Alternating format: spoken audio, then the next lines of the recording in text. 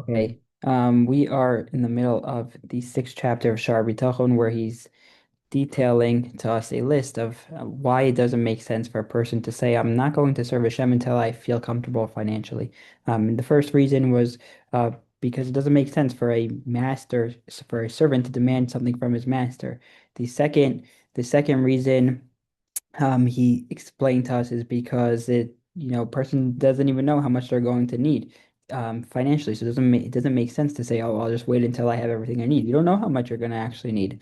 The third answer that we saw is that because it doesn't make sense for someone to demand, if you owe somebody money, it doesn't make sense for you to demand a security from them before doing a task for them. And I just want to he spoke about what like a muscle of like this pious person if he would what he told and he spoke about it at length, but I just want to actually read the words that he says because it's very sharp Mussar that he says that continue with this within that reason Amar lahem v'chein arav lachem Arav lachem abor yisbarach chol zman yidu et terapidu. He says Hashem guaranteed a specific amount of sustenance for you for a specific time. He promises to provide the needs of each day as it comes to you.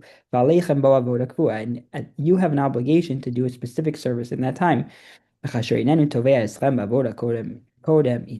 as Hashem does not demand a service before its time, so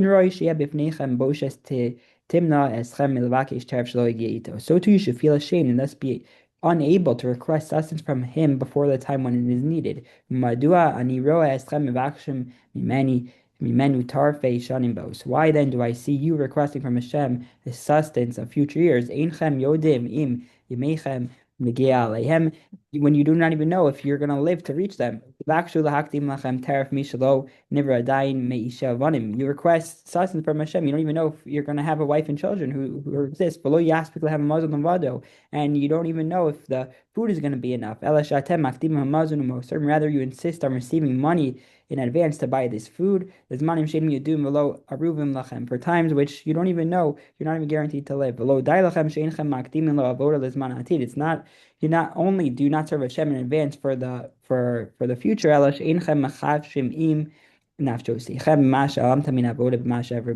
don't even reflect on the service you've neglected in the days which you have passed.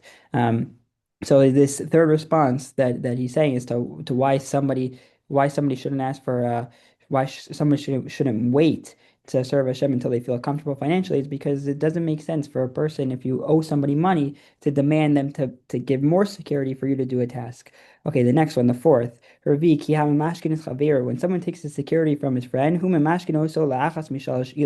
you take a security from somebody for one of three reasons. Number one, maybe the person is going to be poor and he's not going to be able to pay you. The second is that the person might just decide, I don't want to pay you in the end. He might close his fist literally and so that he decides he doesn't want to pay. Third reason is because maybe you're not going to find the guy who owes you money, he's going to die or something's going to happen to him. So now that that's true, so let's